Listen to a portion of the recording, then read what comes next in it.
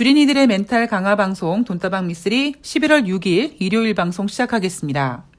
자, 어떤 청취자님께서 이 정도면 미쓰리 자리 깔아야 하는 거 아닌가요? 라고 댓글을 달아주셨는데요. 예, 자리는 이미 깔았고요. 자, 오늘 돈다방 미쓰리는 내일부터 시작되는 한 주 동안 우리 주린이 분들, 그리고 경제에 관심이 많으신 분들, 그리고 무엇보다 군자금을 마련하기 위해서 내가 주식을 좀 해봐야겠어 하고 생각하시는 분들을 위해서 다가오는 한 주 동안 우리 주식 투자하시는 분들이 주식시장에 대한 그림을 그리면서 어떻게 대응하고 어떤 전략을 세워야 되고 멘탈을 얼마나 단단하게 해야 되는지 이런 내용을 준비해 봤습니다. 자, 우선 지난주 금요일 우리나라 주식시장은 코스피 19포인트 상승해서 2348포인트로 마감을 했습니다. 자, 그런데요. 금요일 날 증시가 끝나자 국내 증권사에서는 이런 보고서를 내놓습니다. 11월 4일 금요일 대한민국 증시는 미국 증시가 급락한 것과는 대조적이다 라고 얘기합니다. 여러분, 뉴욕 증시가 급락했나요? 뉴욕 증시 급락한 거 아닙니다. 월요일부터 목요일까지 뉴욕 증시는 하락했지만 나흘 연속 하락했음에도 불구하고 다우지수는 32,000포인트를 지켜냈습니다. 뉴욕 증시가 급락한 거 아니에요, 여러분. 그렇게 급락, 붕괴, 급등 이런 단어에 투자자들의 멘탈이 흔들립니다. 그런 단어에 절대 흔들리시면 안 됩니다. 지난주 뉴욕 증시는 급락한 게 아니라 아름다운 조정을 거친 거고요. 그 아름다운 조정은 나흘 연속 하락했음에도 불구하고 다우지수가 32,000포인트 지켜냈습니다.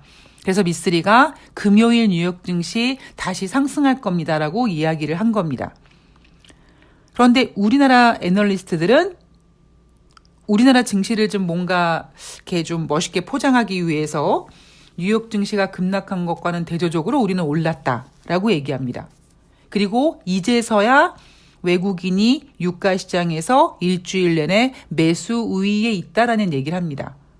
자, 제가 9월 말에 여러분 이제 10월 달에 주식시장 나쁘지 않을 것 같은데 주식 한번 사보셔도 괜찮습니다라고 얘기했던 그 다음 날부터 외국인들은 대한민국 주식시장에 발을 담급니다. 그 발을 담글 때 외국인들도 이제 대한민국 주식시장의 약간 단타 맛을 알아서 넣었다 뺐다 계속 합니다. 그런데 시간이 지나서 쭉 보니까 외국인들이 1,000억 원, 2,000억 원 적게 매수할 때는 700억 원 정도 매수할 때도 있고요. 물론 매도할 때도 있습니다. 그렇게 외국인들이 매수를 쭉 지금 깔아주고 있습니다. 그럼에도 불구하고 국내 증권사 애널리스트들은 대한민국 주식시장을 여전히 보수적인 관점으로 보고 있습니다. 다가오는 한 주 동안 11월 7일부터 11일까지 코스피 예상 밴드는 2260에서 2370포인트로 예상하고 있고요.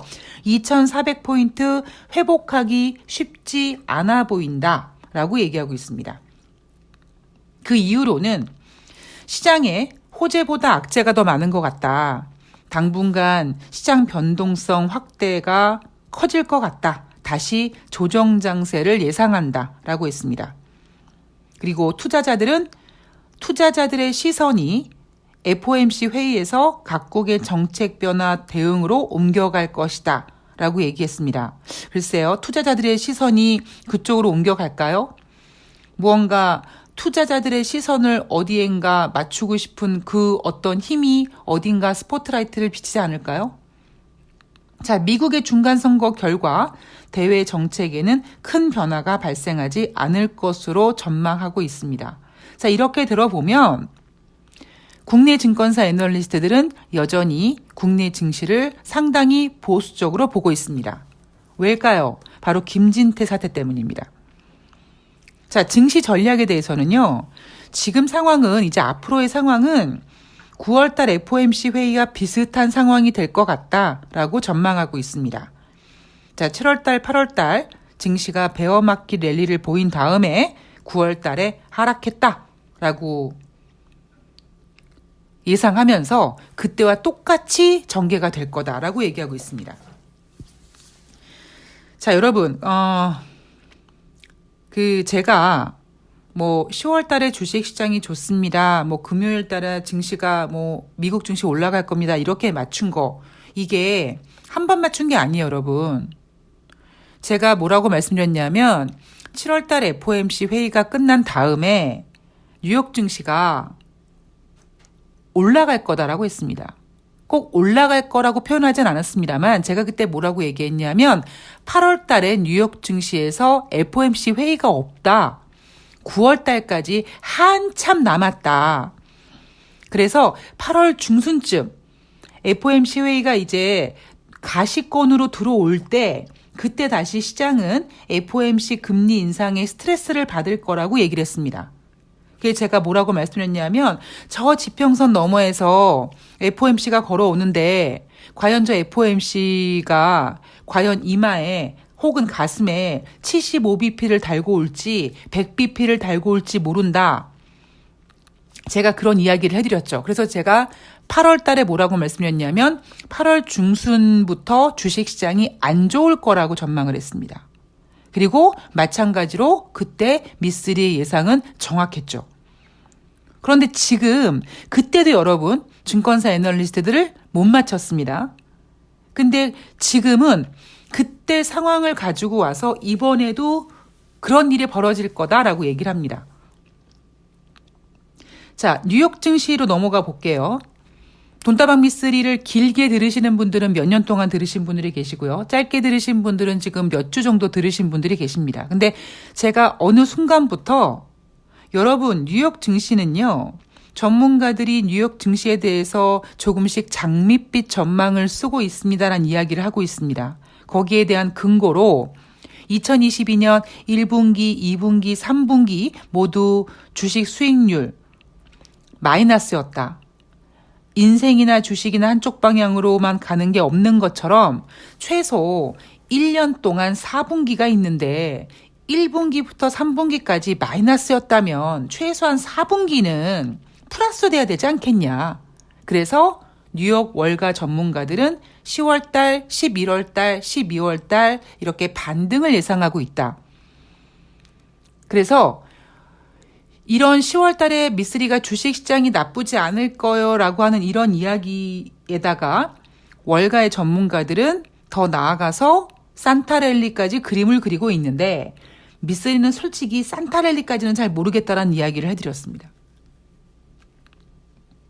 오직 제가 여러분들한테 계속 가스라이팅하고 있는 부분은 뭐냐면 여러분 다른 거 보지 말고요. 일단 미국의 중간 선거 때까지만 봅시다. 중간 선거 때까지는 증시를 뺄 생각이 없는 것 같아요, 쟤네들이. 그러니까 일단 중간 선거 끝날 때까지만 보고 그 다음은 또 그때 가서 생각해 봅시다라는 이야기를 계속해드리고 있죠. 자, 월가에선 지금 어떤 그림을 그리고 있냐면 중간 선거가 끝난 다음에 주식시장이 계속 상승할 거라고 보고 있는 것 같습니다. 거기에 대한 근거로는 역사적으로 볼 때 중간 선거 이후에 몇 달간 주식이 상승했다라고 합니다. 1946년, 1958년, 1994년, 2018년 그때 중간 선거 이후에 12개월 평균으로 따졌을 때 주식 상승률이 12.8% 상승했다고 해요. 그리고 제가 지금 불러드린 1946년, 1958년, 1994년, 2018년 요때는 금리 인상 기조였다고 합니다. 어쩌면 지금과 비슷한 시점이 아닐까라고 이렇게 이제 같이 분위기를 맞춰보는 거죠. 중간 선거가 지금 과연 어떻게 될 것인가. 지금 전문가들이 예상하고 있기로는 공화당이 하원을 장악할 것 같다. 그리고 지금 상원이 박빙이긴 한데 일단 공화당이 지금 우위를 점령하고 있는 거죠. 일단 뚜껑은 열어봐야 됩니다. 예, 여러분들 투표해 보셔서 아시겠지만 투표를 정말 살다가 이상한 또라이가 대통령이 되기도 하고 뭐 그런 일이 벌어지지 않습니까? 그러니까 일단 뚜껑은 열어봐야 되니까 잘 모르겠습니다만 어쨌든 지금 시장에서 예상하고 있는 거는 민주당이 굉장히 불리하게 나오고 있죠. 벌써 뉴스에서 어떤 얘기가 나오냐면 상원을 공화당이 만약에 이제 우위를 보인다면 하원은 공화당이 장악을 할 것 같고 그렇게 된다면 앞으로 남아있는 조 바이든 대통령의 어떤 정책에 힘을 좀 잃지 않겠느냐 뭐 이런 얘기를 하고 있습니다만 여러분 솔직히 까놓고 얘기해서 조 바이든 대통령이 대통령 된 다음에 뭐 한 거 있습니까? 없어요. 조 바이든 대통령 지지율 별로 그렇게 높지 않습니다. 조 바이든 대통령이 지지율이 별로 높지 않으니까 오히려 트럼프가 지금 다시 기어 나오겠다고 저러고 있는 거죠. 자, 우리는 주식시장에서 알고 있는 악재는 더 이상 악재가 아니다라는 진리를 알고 있습니다. 자, 그렇다면 지금 시장에서 예상하고 있는 대로 중간선거 결과가 공화당이 하원을 장악하고 박빙인 상원에서 만약에 시장의 예상대로 공화당의 우위가 예상된다. 이 결과대로 진행됐다. 뉴욕 증시가 큰 폭으로 하락할까요? 저는 그렇게 생각하진 않습니다. 아까 국내 증권사들이 투자자들이 이제 시선이 FOMC 회의에서 각국의 정책 변화 대응으로 옮겨갈 거라고 얘기했지만 저는 그런 생각을 하고 있지 않습니다. 지금은 증시가 정책에 대해서 관심이 없어요. 주식시장이 정책에 관심을 가질 때가 있는데 지금은 그때가 아닙니다. 그리고 중국 기대감도 있었죠. 지난주 금요일 날 중국의 증시도 상승을 했는데 코로나 규제가 풀릴 것이라는 기대감이 있었고요. 뉴욕 증시도 중국이 이렇게 코로나 규제 풀릴 거라는 기대감 때문에 뉴욕 증시가 조금 더 올라가지 않을까라고 보고 있습니다. 자, 골드만삭스는요, 아예 대놓고 주식이 더 이상 급격한 하락을 겪지 않을 것으로 전망한다고 합니다. 자, 여러분, 얼마 전에 9월 말에 기억나시죠? JP 모건 뭐라고 했습니까? S&P 500 20% 10월 중순까지 급락할 것이다. 연말까지 S&P 3000 갈 것이다. 골드만삭스도 이런 비스무리한 얘기를 했습니다. 그게 제가 여러분들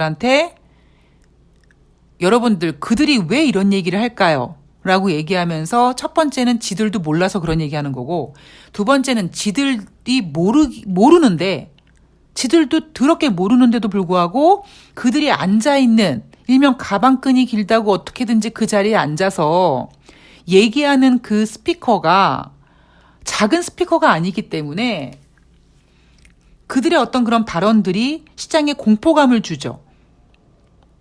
그래서 제가 여러분들한테 뭐라고 그때 가스라이팅을 했냐면 저들이 저렇게 주식시장이 급락할 거라고 노래를 부르는 이유는 지들도 모르기 때문이지만 두 번째는 뭐냐면 지들이 책임지지도 않을 거고 거기에다가 오히려 그들이 그렇게 주식시장이 안 좋을 거라고 얘기하면서 개인 투자자들이 시장에 투매를 던지면서 이제 어찌 보면 물갈이가 된다. 이런 이야기를 제가 9월 달에 내내 해드렸습니다. 근데 이제 그랬던 그들이 이야기가 달라집니다. 자, 골드만삭스는 당장 주식시장이 더 이상 급격한 하락을 겪지 않을 것이라고 전망한다고 이야기를 바꿨습니다. JP모건 같은 경우는요. 노동시장이 다소 둔화되고 있지만 속도가 너무 느리다. 자, 12월 FOMC는 최소 50bp 인상할 것이 확실시되고 있다라고 합니다. 우리가 지금 바라고 있는 게 12월 달에 75bp만 아니면 되는 거 아니겠습니까? 자, 지금 경제 지표를 이제 우리가 체크를 해봐야 되는데요. 국내 애널리스트들은 11월 10일 날 발표하는 미국의 10월 달 소비자 물가 지표를 8.1%로 전망하고 있습니다. 자, 그러면서 뭐라고 얘기했냐면 CPI가 굉장히 지금 더디게 낮아지고 있다라고 얘기하고 있습니다. 이 이야기도 마찬가지로 제가 한 달 전에 해드렸죠. 경제는 심리이기도 하지만 경제는 속도의 차이다. 9월 달에 우리가 너무나 힘들어했던 이유가 뭐냐면 아니 올해 1월 달에 금리 동결, 3월 달에 25bp 인상, 5월 달에 50bp 인상, 그리고 6월 달, 7월 달 이렇게 금리 인상을 계속 해대고 있는데 갈수록 더 공격적으로 금리 인상을 하고 있음에도 불구하고 우리가 원했던 소비자 물가지표, 즉 인플레이션이 확연하게 확연하게 꺾이지 않았다라는 것 때문에 우리가 좀 너무 답답해한다 이거잖아요. 아니 이렇게 금리 인상을 했으면은 좀 인플레이션이 뚝뚝뚝 떨어져야 되는데 왜 이렇게 안 떨어져? 제가 이런 얘기하면서 이 인플레이션 지표에 담겨져 있는 것이 뭐 개인 소비 지출 이런 얘기하면서 왜 개인 소비 지출은 인플레이션 지표인데 증가할까요? 여기에 대한 이야기를 해드렸습니다. 거기에 대한 비유로 만약에 우리가 뭐 커피를 산다면 맨 처음에 유가가 올랐다. 뭐 커피 원두 가격이 올라갔다. 그래서 그쪽에 가격이 올라가지만 우리가 커피를 사 마시는 그 동네 카페는 어느 정도까지는 그 원가가 올라가도 견뎌내죠. 바로바로 커피 가격을 인상하지 못합니다. 바로바로 아메리카노, 바로바로 카푸치노 가격을 인상하지 못하죠. 그러다가 견디다가 이제 나중에 그 가격을 인상하게 되고 그 인상된 가격으로 소비자들이 사 먹게 되니까 소비자 지출이 늘어나게 되는 거다. 그래서 경제는 심리이기도 하지만 경제는 각 경제 지표가 가지고 있는 속도의 차이입니다. 속도감의 차이입니다. 자, 근데 뉴욕 증시에서는요, 오히려 시장 이코노미스트들은 10월달 미국의 소비자 물가 지표를 마치 미쓰리처럼 7.9% 상승했을 거라고 예상하고 있습니다. 자, 사실 제가 말은 또 속도감이라고 하지만 제가 10월 달에 발표하는 9월 달 소비자 물가 지표에 대해서 앞자리가 혹시 8자리가 7로 바뀌지 않을까요? 이런 기대를 했었죠. 그러니까 저도 속도감이라는 걸 알고 있지만 정말 속도가 너무 느리게 진행되는 건 맞는 것 같습니다. 그래서 어쨌든 한 달 전에는 미쓰리가 앞자리가 혹시 7이 되지 않을까로 기대했는데 미쓰리의 예상을 깨고 여전히 8을 고집하고 있습니다. 그런데 월가에서는 이젠 8자리가 꺾일 때도 되지 않았냐? 그냥 우리는 뭐 7.5, 뭐 7.1까지 바라지도 않아. 그냥 7.9. 앞자리만 7로 바뀌어라. 이렇게 생각하고 있는 것 같습니다. 그래서 만약에 11월 11일 날 발표되는 10월 달 미국의 소비자 물가 지표가 미쓰리 예상대로 그리고 미국의 시장 이코노미스트들의 예상대로 7.9가 나온다면 앞자리가 7로 바뀐다면 우리가 그동안 답답해했던 그놈의 속도감 있잖아요. 인플레이션 더럽게 안 꺾이네. 이런 약간 고구마 한 7개 정도 먹은 것 같은 그런 답답함이 어느 정도 해소가 될 것이다. 즉 그 얘기는 시장이 안도를 보일 것이다. 라는 거죠. 글쎄요. 이번에 과연 앞자리가 7로 바뀔까요?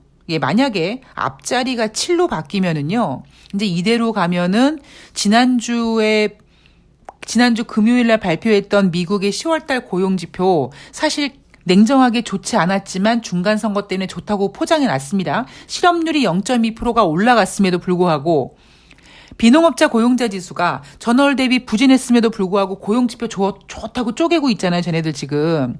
자, 그렇다면 그런 상황에서 만약에 다가오는 한 주 안에 발표하는 10월달 소비자 물가 지표가 앞자리가 7로 바뀐다면 이제 뉴욕 증시는 10월 달에 이제 뭐 추수감사절, 즉 블랙 프라이데이부터 시작해서 산타랠리까지 끌고 갈 겁니다. 그런데 여전히 지금 대한민국 주식시장은 보수적이고 2,400 못 갈 것 같고 이러고 있죠. 자, 국내 애널리스트들이 저러고 있는 이유는 딱 한 가지입니다. 바로 김진태 사태 때문이고요. 어떤 청취자님께서 그 에피소드에다가 여기저기서 디폴트 될 것 같은 기업들이 속출할 것 같은 조짐은 어떻게 보시나요? 라는 질문을 올려주셨는데요. 제가 여러분 앞에서 이런 얘기 해드렸잖아요.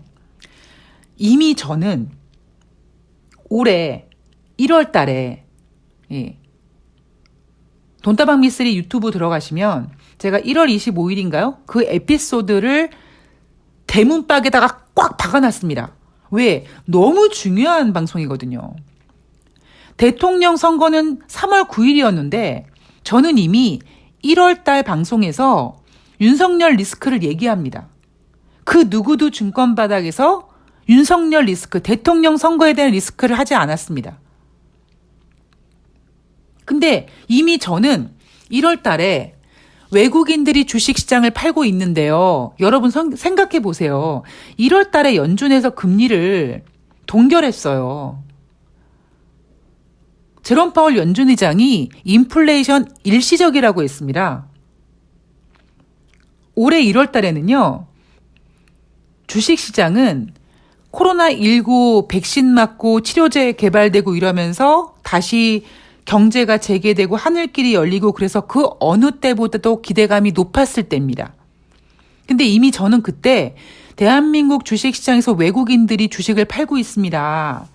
파는 여러 가지 이유 중에 하나가 바로 윤석열 리스크를 그날 제가 처음 제시합니다. 제가 돈다방 미쓰리를 위해서 열심히 1월 달부터 윤석열 리스크를 얘기했는데 워낙 제가 스피커가 작다 보니까 안 먹히잖아요. 그래서 제가 답답하다. 참다 제가 새날에 푸나님한테 메일을 보낸 거예요. 푸나님 지금 외국인들이 팔고 있는데요. 저는 주식밖에 모르는 사람인데 외국인들이 팔고 있는데 이거 윤석열 리스크니까 제발 방송에서 이것 좀 언급해 주세요. 이렇게 하다가 제가 새날과 인연이 된 겁니다. 자, 그 얘기는 뭐냐면 제가 올해 여러분 3,000포인트 당분간 어렵습니다. 라고 얘기를 했죠. 외국인들이 매도하는 이유? 윤석열 리스크 때문에 그런다. 자, 대통령 선거가 3월 9일인데 너 어떻게 1월 달에 그걸 알고 있었어?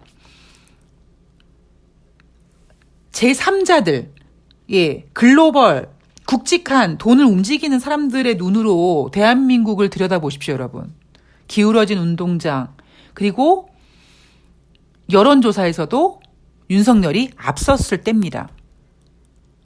이게 뒤바뀌기에는 아는 사람들은 알아요. 우리가 아무리 힘을 합치고 한다고 해도 언론이 도와주지 않고 언론이 계속 똥볼 차고 막 해대지 않았습니까? 만약에 이재명 후보가 대통령이 됐다면 완전 정말 기적이라고 할 수 있을 정도로 냉정하게 얘기했을 때는 너무 언론이나 이런 애들이 윤석열을 감싸고 돌았죠. 만약에 이재명 후보가 대통령이 됐다면 외국인들은 뭐 다시 대한민국 주식에 발을 들여놓으면 되는 거지만 어쨌든 외국인들이 봤을 때는 해외 투자자들이 봤을 때는 불안했습니다. 그래서 1월 달부터 주식을 팔기 시작한 거예요. 그리고 제가 이런 얘기 해드리잖아요. 여러분 주식과 부동산의 차이. 지금 주식시장이 3,000포인트에서 이렇게 2,300포인트까지 밀리는 동안에 단순히 그냥 뭐 금리 인상에 관련돼서 금리 인상의 이슈로 주가가 빠져가지고 그냥 이렇게 지수가 빠진 것도 이유가 있지만 부동산 시장을 커버하기 위해서 주식 시장에 있는 자금이 빠져서 부동산 시장으로 넘어간 자금이 있습니다. 이미요. 제가 여러분들한테 이런 얘기 드렸잖아요. 여러분들이 삼성전자를 갖고 있는데 지금 손해보고 있어요. 그런데 집을 담보대출 받아서 그 집을 샀는데 앞으로 이자가 올라간대요. 앞으로 이자가 올라가서 이자 부담이 커질 것 같은데 주식시장은 막 빠지고 있어요.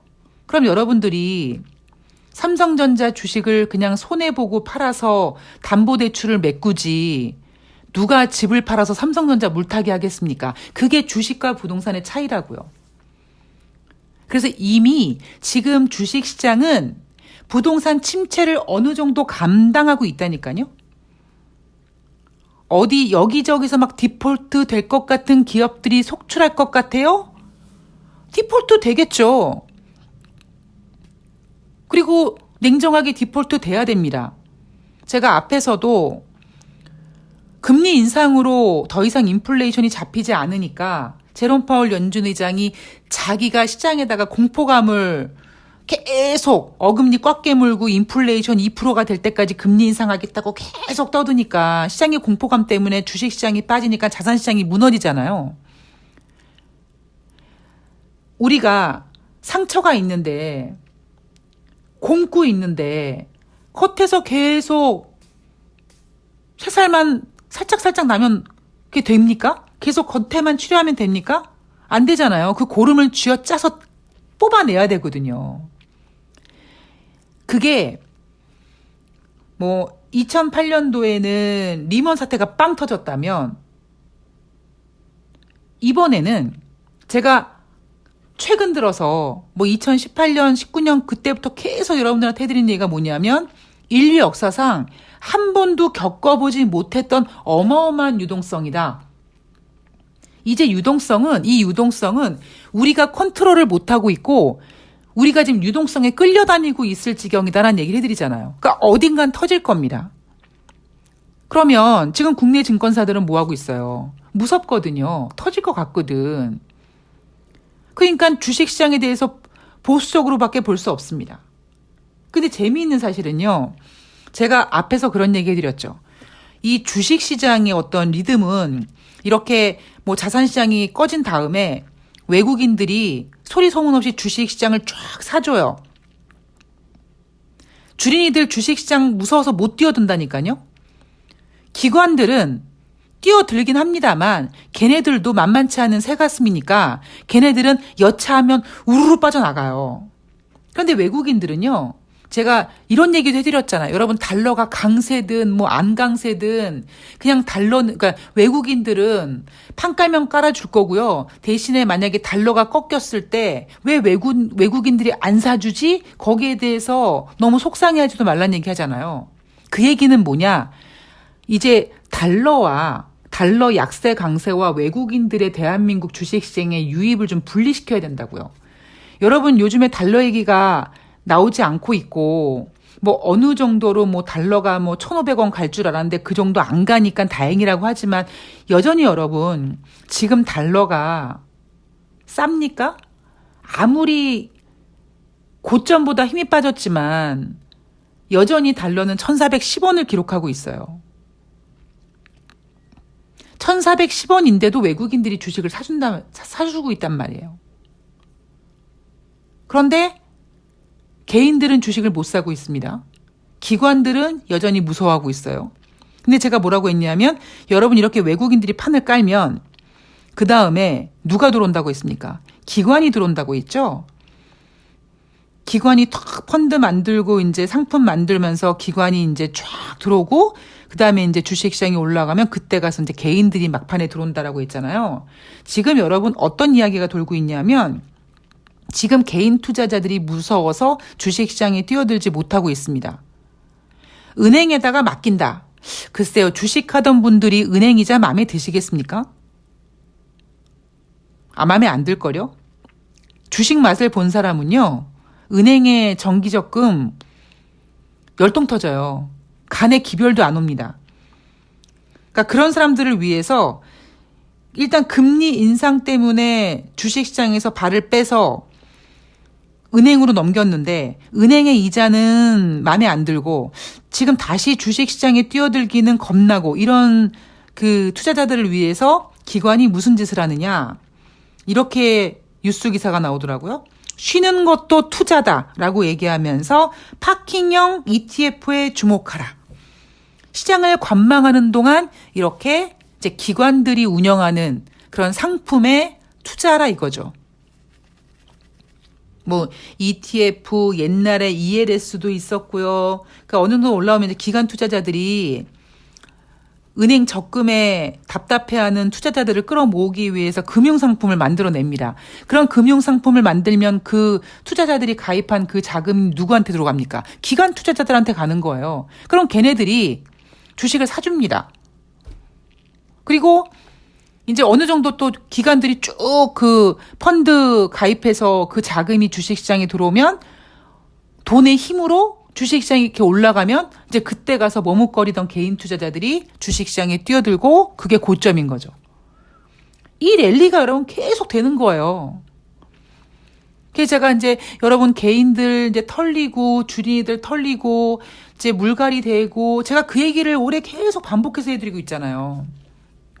자, 일단 판은 깔렸는데 문제는 뭐냐면 여러분 저는 제가 여러분들한테 10월 달에 여러분 주식시장 나쁘지 않을 거예요라고 얘기하면서도 혹시 중국에서 뭐가 터지지 않을까?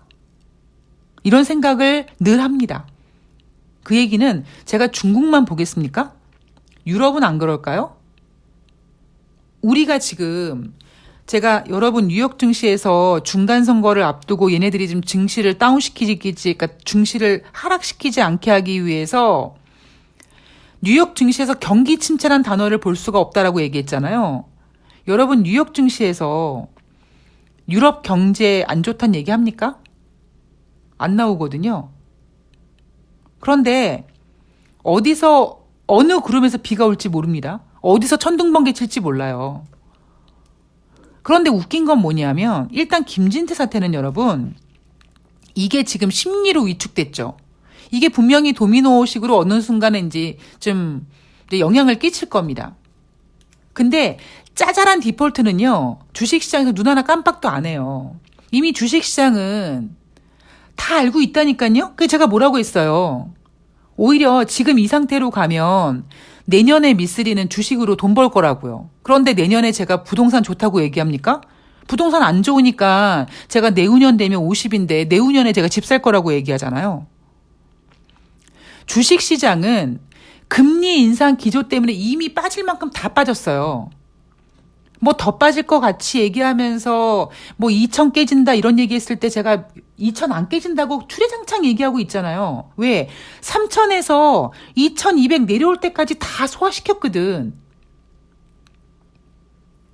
대신에 지금 주식시장이 여러분 적정 주가라니까요. 우리가 3,200, 3,300까지 봤던 이유가 뭡니까? 코로나 때문에 돈이 갑자기 시장에 확 풀리면서 코로나 때문에 증시가 확 꺾이니까 그 확 꺾였을 때 돈이 확 풀리면서 그 유동성으로 확 끌어올려가지고 3천이 넘어간 거지. 코로나 직전에 코로나가 2020년 1월인데 그 직전에 코스피 가격이 지금 가격이라고요. 그때 여러분 2020년에 코로나 터지기 전에 주식시장이 어땠습니까? 2019년 미국이 금리를 인상하지 못하고 인하를 할 정도였다니까요. 여전히 유동성이 풀리지 못한 상태에서 금리 여전히 유동성이 회수되지 못한 상태에서 경기 지표가 안 좋으니까 금리가 인하된 거란 말이에요. 그리고 다시 이제 2020년 금리 인상을 해야지 라는 생각을 하고 있었는데 코로나19가 터진 겁니다. 내년에는요. 주식시장과 부동산 시장이 분류가 될 거예요. 물론 만약에 부동산 시장이 문제가 된다면 건설주가 타격을 받겠죠. 뭐 건설주 타격받고 뭐 증권사가 뭐 어쩌고 연관되고 하지만 이미 그것도 여러분 우리가 다 알고 있는 악재입니다. 충격은 있겠지만 어마어마하진 않아요. 주식시장은 항상 어떤 것에 충격을 받냐면 예상하지 못했던 충격입니다. 그래서 제가 여러분들한테 여러분 저는 앞으로 주식시장에 무슨 일이 일어나도 눈 하나 깜빡하지 않아요 라고 하는 이유가 뭐냐면 제가 지금 모든 리스크들을 다 확인하려고 최대한 노력하고 있거든요. 그러니까 만약에 문제가 생겨도 제가 알고 있었던 제가 감지하고 있었던 범위 내에서 악재면은 견뎌낼 수 있는 거죠. 금리 인상 기조가 주식시장은 먼저 반영을 해서 주식시장이 빠졌고 지금 보세요 여러분. 아니 11월 달에 금리 인상 또 했잖아요. 근데 뉴욕 증시 오르잖아요. 11월 달에 미국이 금리 인상했는데, 그리고 할 거라고 이미 10월 달부터 알고 있었는데, 대한민국 주식시장 지금 2300포인트까지 올라왔잖아요. 아니 9월 달에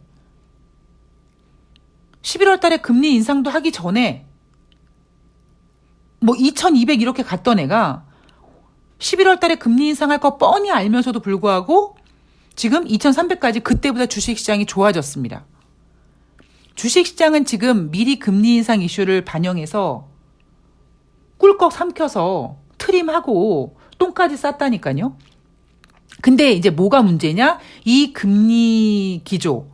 올해 연준이 금리 인상함으로써 금통위가 금리를 인상하고 금리 인상하는 과정에서 대한민국의 주택담보대출 이런 그 부동산 시장의 어떤 그 경기 위축이 제가 지금 집값 빠지는 거는 일도 아니라고 했잖아요. 내년에 더 심해질 거라고 얘기하잖아요. 내년에 부동산 시장은 더 심해질 거라고 얘기하지만 주식시장에서는 개인들만 들어오지 않으면 주식시장 괜찮을 거라고 얘기하고 있지 않습니까? 근데 여기서 지금 벌써 기관들이 외국인들이 유입되니까 뭐 ETF 같은 펀드들 막 만들어내고 있어요. 제가 며칠 전 방송에서 내년 1월 달, 한 3월 달 그때는 제가 조심해야 됩니다라고 여러분들 때 이미 힌트를 드렸습니다. 아마 그때 한 봄쯤 되면은 분명히 부동산에 관련된 충격이 올 거예요. 그러니까 주식시장 시황은 그런 모든 이런 그 경제 지표라든가 이런 금리 인상 이런 것들이 갖고 있는 고유의 특성들의 성격까지 고려해서 그 속도감까지 다 감안해야 된다라는 겁니다.